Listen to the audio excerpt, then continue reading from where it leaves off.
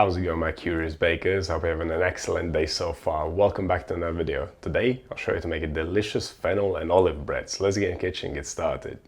I love a little loaf with a nice ear, and you can find a few recipes for such breads on my channel already. The beauty of bread making is the infinite customizability and versatility.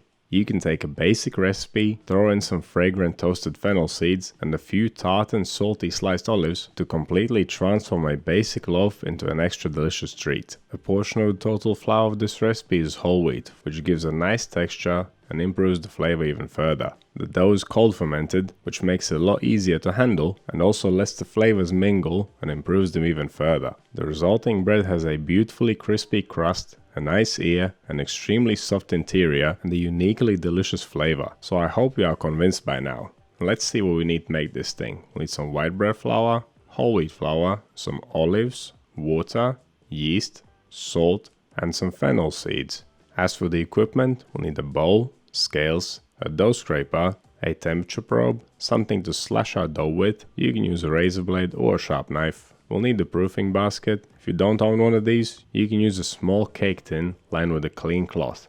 You could also shape this loaf in a bowl. In that case, you would use a round banneton or a small bowl lined with a clean cloth. I'll be using my Lodge cast iron combo cooker for baking. It will give me the best result. It'll trap the steam inside, which will allow the bread to expand, which will give it more volume and an extra crispy crust. If you don't have a baking vessel, at least spray the dough down with water before it goes in the oven. A spray bottle like this is a great baking tool. Right, let's start making our bread. It all begins with toasting our fennel seeds. Drop them in a small pan, set the pan on high heat and toast for around 2 minutes until the seeds become fragrant and smoky. Be sure to toss them around so they don't burn on one side. I decided to grind my seeds a little bit using my pestle and mortar. How you treat the seeds is up to you. You can leave them whole, and when you bite in one of them whilst eating bread, you'll get an intense burst of flavor, or you can grind them to a fine powder to distribute the flavor evenly throughout the bread. Or you can do what I did and crush them up a little bit so you get the best of both worlds. Alright, let's move on to mixing the dough.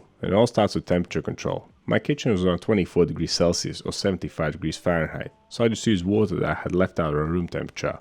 Grab a large bowl, pour in the water, add the yeast, the salt, the fennel seed, the whole wheat flour and the olives.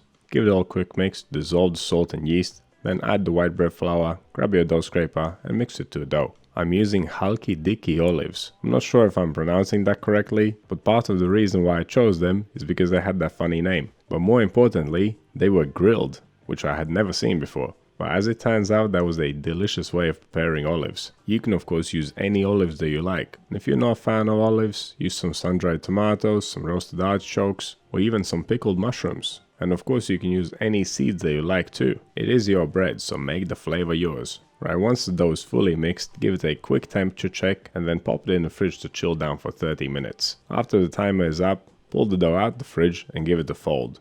Wet your hands with water, release the dough from the bowl, pick it up, then fold its sides down and push them back up into the center of the dough. Keep repeating this folding and pushing step whilst going around in a circle, and once the dough feels nice and tight, the fold is done. Place it back into the bowl and pop it back into the fridge for another 30 minutes of chilling. Now most of the time I would only fold my dough once when cold fermenting, but because I wanted my loaf to have a nice ear, I needed to build some extra tension into this dough. So once the timer is up, pull the dough back out of the fridge and give it another fold. Wet your hands with water, pick the dough up, fold it up in the air, place it back into the bowl, and then it can go back inside the fridge for the long cold fermentation of around 18 to 24 hours. On the next day, it should look nice and puffy, just like this. Don't expect it to be huge, because this is not a large amount of dough. We are making a small loaf after all. Now continuing with the building of tension, we're not going straight to final shaping. Instead, we're going to add a pre-shaping step before final shaping. Again, this will help with getting a nice ear on our loaf with some good oven spring. To perform the pre-shaping step,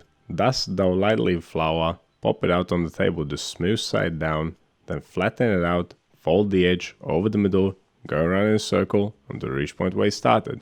Then flip it smooth side up again, tighten it against the table, and that's the pre-shaping done. The dough is nice and tight now. We need to cover it up and leave it to rest for 30 minutes. This will give the gluten enough time to relax and also let our dough warm up slightly, ready for the final proof. Once the 30-minute timer is up, we can move on to final shaping. Give the dough a light dusting of flour, release it from the table using a dough scraper, flip it smooth side down, and then flatten it out. Now take the 2 top corners and fold them in diagonally, cross them over in the middle. This will create a pointy bit at the top. Take the pointy bit and fold it down.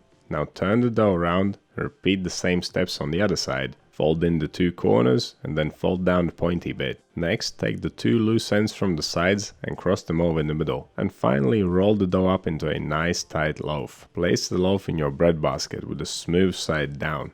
It will not stick, so you don't need to dust your basket with any flour. If the seam at the bottom is a little bit loose, you can pinch it together. Okay, let's cover this thing up and leave it for the final proof, which will take around 1 hour. Preheat your oven during this time to 250 degrees Celsius, 480 Fahrenheit, fan on. We will not bake the bread at this temperature. Having a really hot oven at the beginning of the bake will give a good oven spring. And don't forget to preheat your baking vessel if you are using one.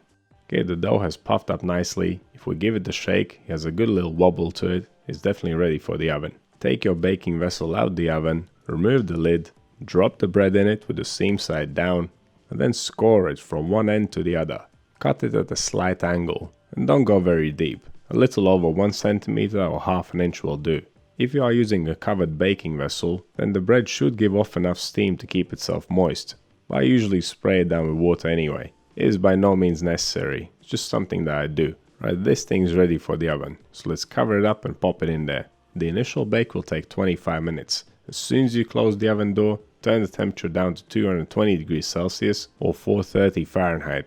Once the time is up, remove the pan from the oven, remove the lid, and place the bread back into the oven for another 10 minutes of baking, or until you are happy with the color of the crust. You don't need to worry about over baking a loaf like this. There is such a thing as baking your bread dark. It can intensify the flavor and give it a more dramatic look. If it's not black, it's not burnt. And if it doesn't taste burnt, it's definitely not burnt. It is your bread, make it how you like it. I was very happy with how this turned out. The combination of fennel seeds and olives wasn't actually my idea. Someone had suggested it in the comments section a long time ago. And now I regret to not have tried it sooner. Sweet aromatic fennel seed, contrasted by salty tart olives, is such a great flavor combination, and the pillowy soft crumb containing those delicious flavors gives a pleasant textural experience with the crispy crust in contrast. The simplest breads are usually the best, and this loaf has proved it once more. You can find more recipes like this one in several playlists on my channel, from the cold fermentation playlist to the basic dough playlist and the whole grain playlist too, amongst many other delicious recipes. So what do you think this recipe? What is your favorite flavor combo? Let me know down in the comments. If you want to see more videos like this one, click over here. Subscribe to the channel, click right here. That's all I have for you today. Thank you so much for watching. I'll see you in the next one.